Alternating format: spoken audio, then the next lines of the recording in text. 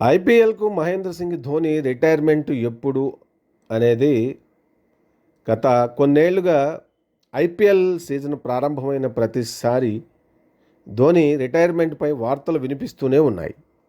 ముఖ్యంగా గత సీజన్లో ధోని మోకాలి సమస్యతో ఇబ్బంది పడ్డాడు. శస్త్రచికిత్స తర్వాత కోలుకుని తిరిగి ఈ సీజన్ ఆడుతున్నాడు. 5 సార్లు ఐపీఎల్ టోర్నీ విజేతగా నిలిచిన చెన్నై సూపర్ కింగ్స్ జట్టు ఈ సీజన్లో పేలవ ప్రదర్శనతో తేలిపోతోంది. వరుసగా 2 సీజన్లలో ప్లేఆఫ్స్నకు చేరుకోకపోవడం చెన్నైకి ఇదే ప్రథమం. మొత్తంగా వారి 16 ఏళ్ల చరిత్రలో వారు ప్లేఆఫ్స్నకు దూరమవడం అనేది ఇది మూడోసారి మాత్రమే. ప్రస్తుత సీజన్లో చెన్నై ఇప్పటి వరకు 13 మ్యాచ్లు ఆడితే అందులో కేవలం 3 మాత్రమే విజయం సాధించింది. 10 మ్యాచుల్లో పరాజయం పాలైంది.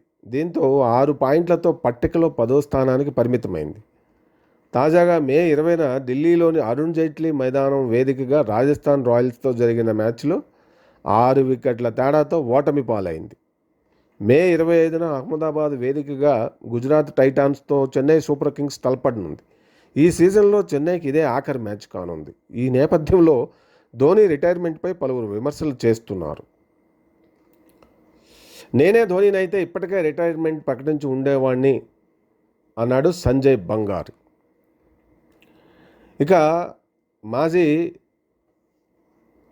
లెజెండరీ క్రికెటర్ కృష్ణమాచారి శ్రీకాంత్ అయితే ఐపీఎల్లో ధోని కొనసాగాలా లేదా రిటైర్మెంట్ తీసుకోవాలనే నిర్ణయం తన శారీరక స్థితి ఆధారంగా ఆయనే తీసుకోవాలని అన్నారు. కానీ ఈ వయసులోనూ కొనసాగటం మాత్రం అంత తేలికైన విషయం కాదు. శరీరాన్ని ఫిట్గా ఉంచుకోవడానికి ఎంతో కసరత్తు చేయాల్సి ఉంటుందని ధోనిని కొనియాడారు.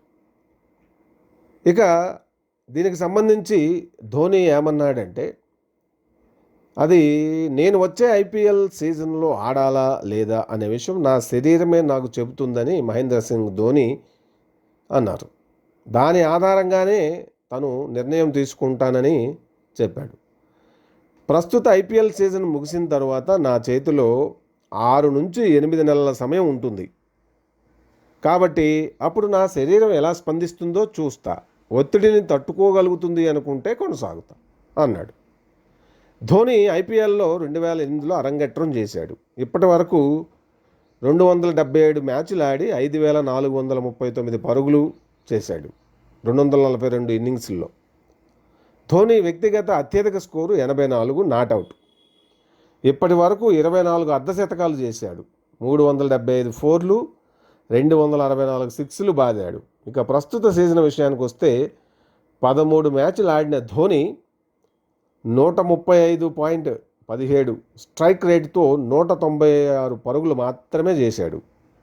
కీపింగ్లో మాత్రం కుర్రాళ్లతో పోటీ పడుతూ కొన్ని మెరుపు స్టంపింగ్లు చేశాడు. అయితే ధోని లేకపోతే చెన్నై సూపర్ కింగ్స్కి అభిమానుల మద్దతు తగ్గిపోతుంది అనేటటువంటి ఒక అంతర్గత వాదన కూడా మనకి వినిపిస్తుంటుంది.